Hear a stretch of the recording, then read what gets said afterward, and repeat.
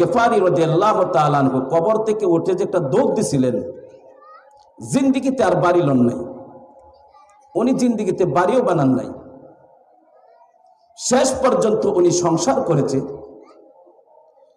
উনি যেদিন চলে যাবে দুনিয়ার থেকে, এই দিনের ঘটনাটা আমরা শুনি। আবু যর গেফারি রাদিয়াল্লাহু তাআলা আনহু যখন দুনিয়ার থেকে চলে যাবেন মৃত্যু সজ্জায়, উনি জুপড়ির মতন একটা ঘর বানাইছেন, ওনার স্ত্রী ওনার পাশে বসা। আবু যর গেফারি রাদিয়াল্লাহু তাআলা আনহুর সকরাত শুরু হয়ে গেছে। এই সকরাতের সময় আবু যর গেফারি রাদিয়াল্লাহু তাআলা আনহুর স্ত্রী পাশে বসে চোখের পানি ছেড়ে ছেড়ে কান্না করতেছে। হযরত আবু যর গেফারি রাদিয়াল্লাহু তাআলা আনহু তার কান্নার আওয়াজটা শুনছেন।